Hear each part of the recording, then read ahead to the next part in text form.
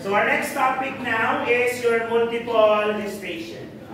Na-discuss na natin yung first grading ito. Naulit ko lang natin. Mas detailed lang ulit. Okay? Multiple gestation. Concepts of multiple gestation tayo. Alam-alam na ito. Review na. Pregnancy where more than one fetus develops the uterus simultaneously. The most common is twins, but it can also be triplets or quadruplets. Actually, ang Gutierrez twins, Richard at si Raymond, hindi talaga sa twins. Triplet po sila. Ako yung nawawala. Nakakawalang placenta.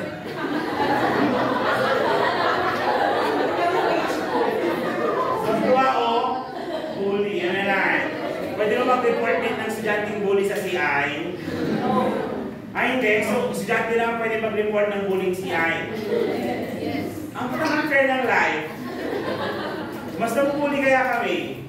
Ma-chat group kaya kayong sarili.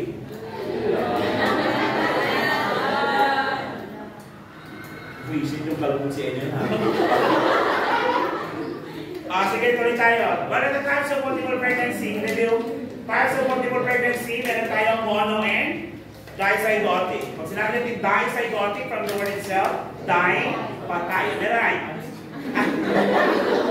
Dizygotic or the fraternal twins means there were two separate eggs. Dalawang ovum nagabak sa ampulla. Okay? Since may dalawang ovum, dalawang sperm na pagkakataong mamapag-fertilize. Nagkataong sabay. Okay. Then sabay sila na buo. So magkaiba ba ang kanilang placenta? Yes. Magkaiba ang placenta, magkaiba ba ang kanilang cord? Yes. Magkaiba ang placenta, magkaiba ang cord. So fertilized by two separate sperm cells. Genetically different. Okay? Hindi sila parehas ng genetics and can be of the same or different sex. But majority is with the opposite sex. Babae, lalaki, kadalasan. Okay? What are the possible causes? Fraternal twins can be the result of genetic factors, fertility treatments, or increased maternal age. Mamaya discuss natin kung ano yung mga maternal fertility treatments na yan. Okay? Common to sa amin sa Hollywood. Of course. Right. Kasi masyado silang nagiging focus sa kanilang mga careers. Nakalimutan ng maging nanay. Tapos at the age 45, gusto na magbuntis. Diba? Kaya nagkaanak sila, yun. May anak na sila, may apo pa. Okay? Of course, pag may dizygotic tayo, meron din naman tayong monozygotic. From the word itself, okay? Monozygotic comes from a single fertilized egg. Isang ovum, fertilize, okay, ng isang sperm, tapos nag-divide into two embryos. Okay? Identical twins, kaya siya tinawag identical twins din, share the same genetic material and the same sex. So technically, they are the same being. With different, parang siguro, with different side. When you say side, yung pag-iisip. Okay? But study shows na may connection pa rin ng kanilang pag-iisip. Siguro connected by a, connected by a, ano yung transparent na invisible electric waves. May telepathy, no? Para may telepathy sa amin nila, okay? Now, the cause exactly is idiopathic, not fully understood, but generally considered as random occurrence. So, you say random occurrence, mas mataas ang chance sa mga nanay na may lahi ng kambal, but it can also happen to you. You may be the first in the family to develop such condition. Okay? Okay? You may be the first in the family. And these are the risk factors, sir. Okay? Sir, considered ba siyang abnormality? The answer is yes. This is considered complication. Because ideally, there should only be one fetus inside the uterus. But in this case, it has more than one. Worse, baka pito. May cases tayo ganyan, di ba? Maki-study sa mga documentary stories. Manood din kasi kayo ng mga documentary about medical. Yung mga Discovery Channel, gano'n. Yung Body Bizarre, gano'n. Huwag yung puto, puro patangkya po. Idol yung si... Action ka na hindi mamatay-matayan na rin. Nalaglag ng building, pinala sa ulo, buhay pa rin. Sa siyang immortal na rin. Tapos siyang iharap sa mga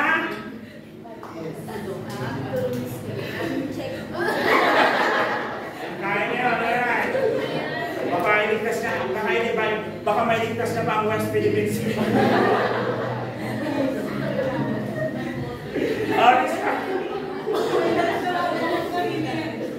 Okay. Use of fertility, these factors. So what are the possible causes or the things that adds into the possibility? Number one is the use of fertility treatment. Ano yung mga fertility treatment? Ito yung mga treatment sa mga babae na consider baog. Gusto magbuntis, pero hindi magbuntis. May mga ways naman, okay? Depende sa kanilang problema. Kung ang problema nila ay sa labang Excel, may mga fertility treatment tayo. Pero kapag hindi sila wala kakayahin yung katawan nila magbuntis, pero they want to use their Excel, pwede naman yun.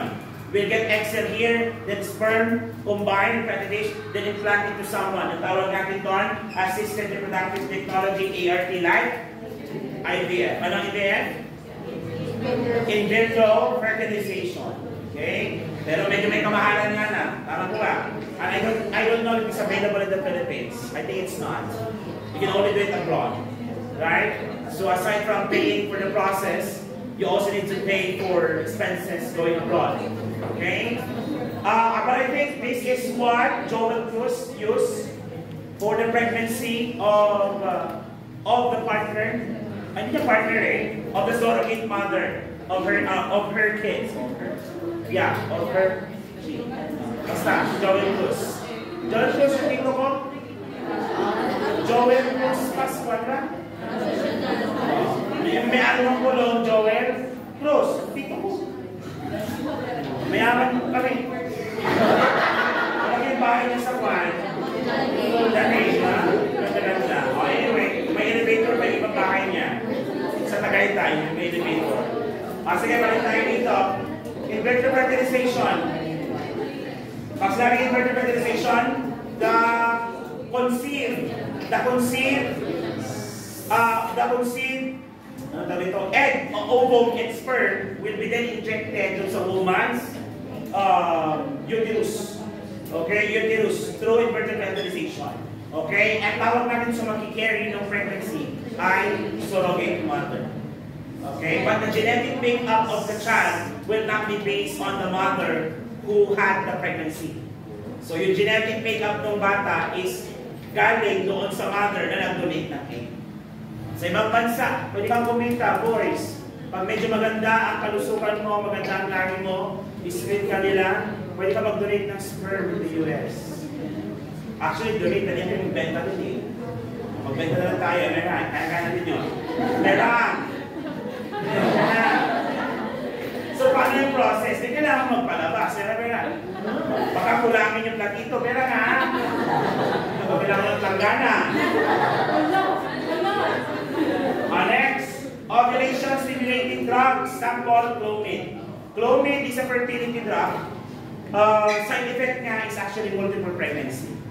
So basically, ang gusto mo lang mabuntis. But since you're taking a drug that stimulates your ovary to undergo ovulation, possibility kasi pwede siya mag-release ng more than one egg. Yan ang side effect ni Clomid. This is a very common drug na ginagamit as fertility medications. Okay? Another one is intrauterine insemination. So intrauterine insemination, kunyari, ayaw mo makipag-sex, but you want to impregnate someone. So ang ginawa mo, nag-masturbate ka lang. Kumuha ka ng 10cc syringe. Literally, pwede yun. Actually, ginawa itong isang case na to, nakita ko sa isang case, yung, it's a movie. Yung bulag yung soldier, namatay yung anak niya, tapos yung babae nakasagasa, apat parang niya, kinidnap niya, tapos tinali niya, nakakayang, tapos nag-masturbate siya, tapos kinuha niya yung sperm, ina-inject niya dun sa vagina ng babae, hanggang magbuntis.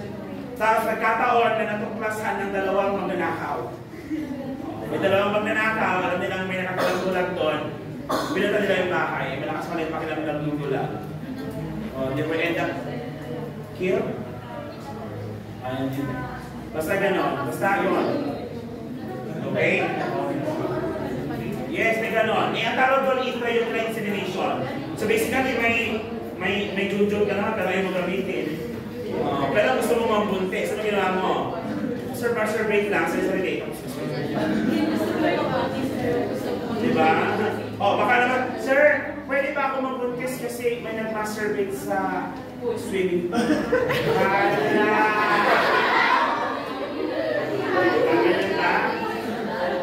I cannot answer that. I have not read any single reference to justify that. So, my answer is I don't know. Okay? Next, family history. You have a higher chance of getting pregnant with the twins if you have a history, especially sa maternal side. Maternal side. Sino yung mga laing kambal nito? Ay, si ma'am at saka si ma'am. Maghanda na, meron. Nanay, tatay. Sa nanay, oh my God, meron. Malapit na. So, ano pa pangalan mo sa mga anak mo? Pag parehas na babae, pwede namang labia majora and minore. Yung unang lalabas na anak mo, labia majora. Yung pangalawa, labia minore. Para pag sinawag mo sila, Minora! Majora! Parinig! Maguro ka? Ganun. Kapag Tagalog, pag mga tarlak na yan, Nevesia, Kabanatuan, parinig, maguro ka na, eka. Ano? Ano sila? Ano yan? Ano? Actually, kasi may condition tayo, discuss natin dito sa sexual disorder, yung tinatawag natin paraphilia. Sa paraphilia kasi, hindi kapagtali sa hayop. Ang tawag doon zoophilia. So the question here is, can a woman, can a man impregnate an animal? So, to answer that, I don't know. Meron pagkaiba kasi genetic makeup. So, I don't think so. Parang sinabi mong nag-crossbreeding, gano'n. Well, pwede siguro if you're of the same genus, like for example, can a horse be impregnated by a zebra? The answer is yes. Can a lion impregnate a tiger? The answer is yes. Kasi they belong to the same family. Cats. Tayo, pamilya tayo, according to, sino yung taxonomy ko na yun sa NBC. Charles Darwin, according sa kanya, we belong to the primates. Probably siguro if you have sex with gorilla, or monkey, or chimpanzee, pwede, baka try nyo, share sa amin kung ano resulta. Okay, pagtali ko sa akin. Okay, and maternal age, o technical, lagi kong sinasabi sa inyo, you will graduate by 2027 in God's grace. Sana. In God's grace. 2027, graduate ka. So you are 21, 22, by then. So you have 22, 23, 24, 25, 26, 4 years to develop your career as a nurse. Kasi dapat yung 26 napapalandi ka na. By 27, 28, dapat pag-asawa ka na. Para before the age of 30, may anak ka na. Tapos, 3 years in between pregnancy. So kung nabuntis ka, 28, nanganak ka, 28, 29, 30, 31, pwede pang isa. Okay, kasi nga, kapag lumagpas ka ng edad 35 at nagbuntis ka, pang tawag sa geriatric pregnancy. Geriatric means old. Buntis, matanda. Ikaw yun. Kung nagbuntis ka ng 35 years old. Okay? Madaming complication yan. Last set, diniscuss niyan sa inyong normal process of pregnancy. They are prone to develop Down syndrome. Kung nanganak ka ng above 35 years old. Ano ka? Ito daw. Women over 30, especially 35 to 40 years old, are known to have higher risk of having twins. So Alam niya, sir, gusto ko ng kambal. Hindi late ko mag-lunch. Ang tanong, may maglalaro ka ba sa'yo? Well, ang lalaki hindi nag-expand. Kaya-kaya. Soto, Dolphy. Diba? Sino mag-aakala na si Sir masawa na in-interview ni Dan sa dito Miss Philippines? Sila na. Malay mo nga naman yung jowa mo because si Mike sperm pa lang ngayon.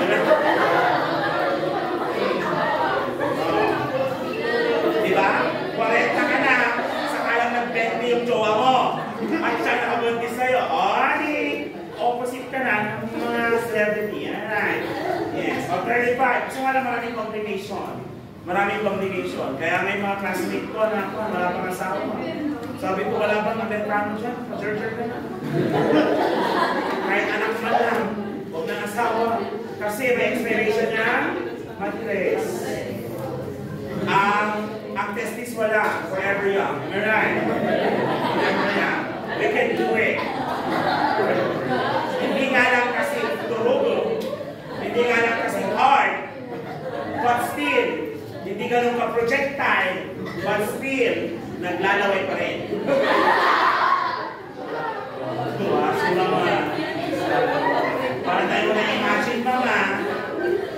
O sige, tuloy tayo. Next. O baka meron ka pa nito. Baka meron ka pa nito. Number one is number of previous pregnancy. Number of previous pregnancy. So kung ikaw ay nakakabal na rin dati, mataas pa rin ang chance. Okay, ano pa? Race and ethnicity. O, na-excited ka na naman. Okay, ano kaya ang ethnicity ang mataas ang chance na magkaroon ng kambal? Ano sa tingin nyo? We belong to what? Ano tayo? Mga Asiano, ano rin? Yes, so pag ikaw ay Amerikano, ano ka? Ano ka sa kanila? Caucasians. Diba? Pag ikaw ay taga-Africa, Africans. Diba? Yung mga English, ganyan, Caucasians yung mga yan. Mga yellows, yan, medyo Asian yung mga yan, tayo yan. Okay, ngayon, anong race daw o mataas ang chance na magkaroon ng kambal? Sino yung mga gusto magkaroon ng kambal dito? Kasi kung meron, ito ang hanapin asawa, ha? Ito na kayo. Kailangan maganap na Africa. Africa. So, you go in, punta ka ng Congo. Right? According sa penis size, Africa nasa top 10 yan. Ang pinamalaki. So, paano ang Pinoy? Nasa lowest. Pero hindi sa lowest. Sino mahilig sa Korean? Opa! At least pag Pinoy, di ba opa? Pag Pinoy, asa na yung pantera? Asa na yung pantera?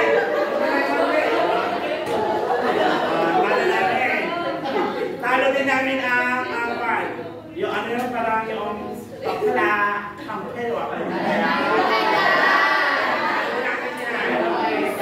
Pero we have to accept, boys. According to international standard, we are below standards. Huwag ka magalala. Pagdating sa tensile strength, bigas ang pag-uusapan. Kasi tayo magalala dyan. Baka nga, number 1. Patuwa naman si Zero. Kasi dito kayo kami ang kapera. Baka makabasag pa yan ng hollow blocks. Okay. Unfortunately, Asians are among the race na hindi masyado ang twins. Hindi tayo masyado. I'm so sorry. I'm so sorry talaga. Doon ka na lang sa 30 years old na ba? Baka may pag-asa. Tapos maghanap ka ng pan ng jowa na may kambal ang magulang, ang nanay. Gano'n. Mahirap ka na mag-jowa ng kambalan pag magkamukha. Baka ibang kwarto pasukin.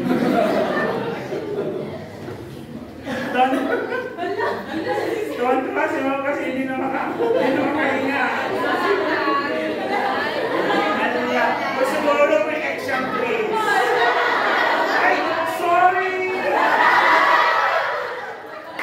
Wala ka bang pambal? Wala nang pambal. Okay lang. Kailangan mo lang naman ng isa. One is enough, sir. Pero kailangan ng reserva. Salis lang. Oh, body type. Ito na naman, body type. Oh, ito. Tignan natin na kung pwede ka ba magkaroon ng kambal. Ang sabi sa study, mataas daw po ang rate ng twins sa mataas ang body mass index.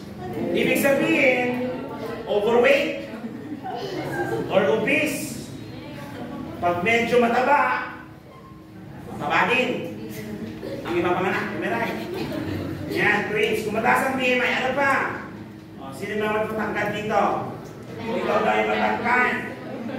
Dollar, may have an increased likelihood to conceive twins.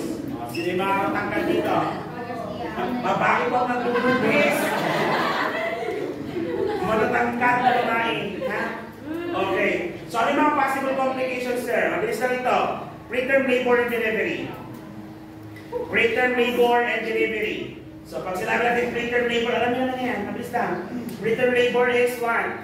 Labor and delivery before 37 days of gestation. Mas mataas kasi mas mabigat yung dala-dala nila. Okay? Another one, gestational hypertension and preeclampsia. Alam nyo naman ito, tama ba? So you go back to our video regarding PIH, pregnancy-induced hypertension, because they are high risk of developing such condition. Ano pa? Ano pa, sir? Mataas din ang chance na mag-develop sa tinatawag na gestational diabetes. O, alam nyo na yung result, tama? Nalaman yung pathophysiology natin yung GDM. Kapag may GDM ka, tumataas ang glucose consumption ng mga bata, kaya you crave for more foods, tama? Plus the exposure to your human placental, lactogen, estrogen, and cortisol. Kung double ang baby, double din yung hormones. Therefore, double din ang pagtaas ng inyong sugar. Clear? Yes. And next, placental complication. Ano yung mga placental complication natin? Okay, abnormally or misshaped blood supply leading to complications such as placenta previa. What is placenta previa? Low-lying placenta or abruptio placenta, the premature detachment of placenta. Okay? Premature detachment of placenta. Ano ba? Can I proceed? Alam, sinusulat niyo pala, ha? Ilagay nyo lang yung placenta previa at abruptio placenta, yun lang naman. Oo nga. So, kasi lang ako, next time, i-edit ko. Yun lang ilagay ko. Decision of Daily Spiritus, kasi naintindihan naman ko ng GDM, tama? O kaya mag-discuss natin siya prior. O kaya nakalimutan nyo ng GDM, mabalitan nyo yung mga videos natin about GDM. Clear tayo? Yes. Ano pa, sir? Intrauterine growth restriction. One or more fetus may not grow as expected in multiple pregnancy, which can result in low birth rate and development issues. Basically, both of them kasi will be getting the same nutrients with the same blood, lalo na pag same blood supply. Okay? Kaya may mga pinapanganak na kambal na mas malakas yung isa kasi isa. Di ba nakanipad na kayo ng ganon? Then next, fetal position. Might be different. Minsan magkasaluhan sila. Yung ulo nandito, yung isa nandito. Vice versa. Pwede namang minsan, para sa nakaupo, minsan para sa maunang head, central head. Okay? Ano pa, sir? Twin-to-twin transfusion syndrome. Twin-to-twin transfusion syndrome in monochorionic twins. Pag sinabi natin monochorionic twins, iisa kanilang chorions. Yung umbilical cord nila, nag-split lang sa dulo, papunta sa kanila. Pero yung connection galing sa placenta, iisa lang. Yun ang tinatawag na monochorionic. Kaya pag kambal ang bata, sinisip din na doktor yan. Kung yung kanyang umbilicus is monochorionic or dichorionic. Okay? And postpartum hemorrhage. Ay, pag sinabi ko lang twin-to-twin transfusion, nag-aagawad sila. Okay? Ng blood flow. Or ng nutrients coming from the placenta. Okay, and postpartum hemorrhage. Why? Of course, the more trauma kapag ikaw ay twins, tama ba? So the more trauma, the more peritoneal tear. The more peritoneal tear, the more likely of excessive bleeding occurs. And prenatal care, management natin, prenatal care, dapat may frequent ultrasounds, fetal heart rate monitoring, and blood pressure monitoring. So basically, you want to monitor the possible complication of the disease. Monitor the possible complication of the disease. So management is monitoring of multiple gestation. Management and monitoring of multiple gestation during the prenatal care, frequent ultrasound, fetal heart rate monitoring, and blood pressure monitoring. Basically, you are identifying the possible complication of the twin. Okay, or the multiple gestation. Multiple gestation. Multiple gestation is different from multiple pregnancy. Gestation is referring to the ilan o pinagpupuntis mo. Multi-parity refers to how many times did you get pregnant. Okay? Can I proceed? Yes, you also need to monitor for nutrition and weight gain. Then, preterm labor prevention. Preterm labor prevention. Medications like corticosteroids may be used to accelerate fetal lung maturity in case of preterm labor. Sabi nga natin, one of the possible complications is preterm labor. Tama? Pag preterm ang baby, ano yung possible complication dito pag pinanganak ang bata ng preterm? Respiratory distress syndrome. Tama ba? Yung acute respiratory distress syndrome. In that case, we want the lung to be mature enough during the delivery. In order to do that, sabi na natin, during preterm labor, pag there is a possibility of preterm labor, we have to fasten. Pabilisin ang pag-develop ng kanyang lungs. How to do that? We give medication. What is the medication? Corticosteroids commonly used are? Ano ba ngayon? Son. Ano ba? Yes, what are the son? Betamethasone, prednisone. Nalala ba ba yun? Yes, and toperating medications to delay labor if in case na nagkakaroon ng premature contraction. Now, for the delivery planning, we're almost done.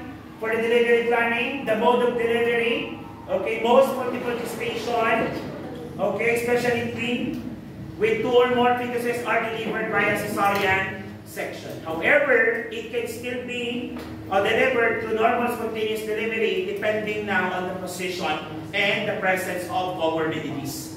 Pag sinabi natin comorbidities, baka may ibang sakit si mother, baka may ibang komplikasyon yung pagbuntis. If that's the case, kung natin i-push ang normal spontaneous delivery. Mas favorable pa rin po ang result ng cesarean section. And position and monitoring, careful monitoring of the fetal presentation and heart rate during labor is essential.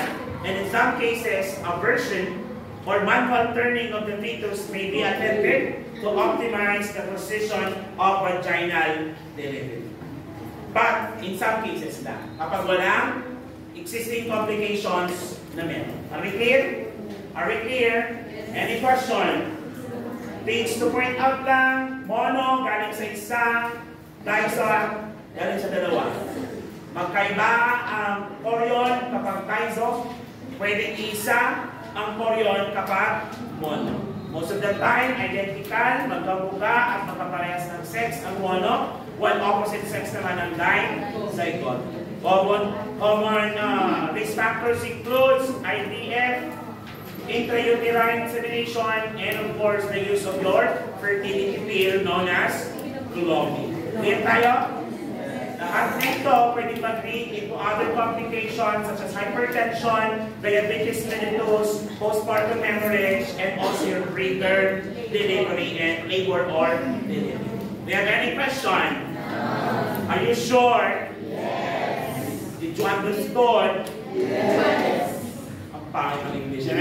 Nakuha mo ba? Yes. Understandable? Yes. Clear as mud, clear as water? Okay, we're done. Thank you very much for listening.